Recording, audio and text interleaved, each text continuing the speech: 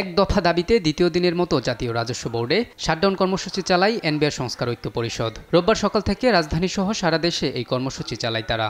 এ সময় এনবিআর চেয়ারম্যানের পদত্যাগ দাবি করে রাজস্ব খাত সংস্কারে অংশ নিতে চায় বলে জানায় আন্দোলনকারীরা।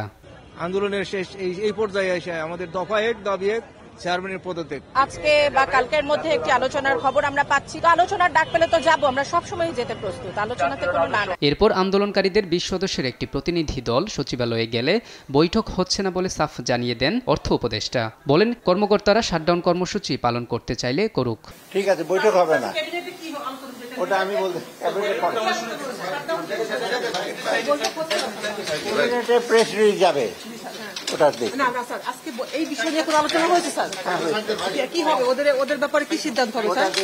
১ তারিখে তো আপনার বৈঠক, ওদের সাথে বৈঠক, ওইটাই হবে নাকি?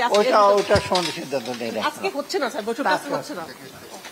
রোববার বিকেলে এনবিআরের সেবাকে অত্যাবশ্যকীয় ঘোষণা দিয়ে বিবৃতি দেয় প্রধান উপদেষ্টার প্রেস উইং। অতি জরুরি আমদানি, রপ্তানি ও বৈদেশিক বাণিজ্যের কার্যক্রম চলমান রাখতে জাতীয় রাজস্ব বোর্ডের আওতাধীন সব customs house, ICD, bond commissionerate এবং শুল্ক স্টেশনসমূহের সব শ্রেণীর চাকরিকে অত্যাবশ্যকীয় সার্ভিস ঘোষণা করার সিদ্ধান্ত জানানো হয় বিবৃতিতে। আর কর্মস্থলে যোগ না দিলে জনগণের স্বার্থে অর্থনীতি সুরক্ষায় কঠোর হবে সরকার বলে উল্লেখ করা হয় বিবৃতিতে।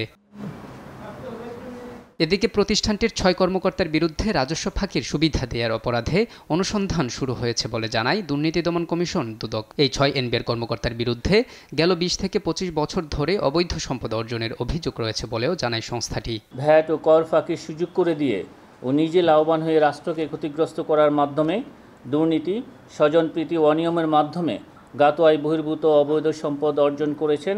মোহাম্মদ আলাউদ্দিন, দেশ টিভি, ঢাকা।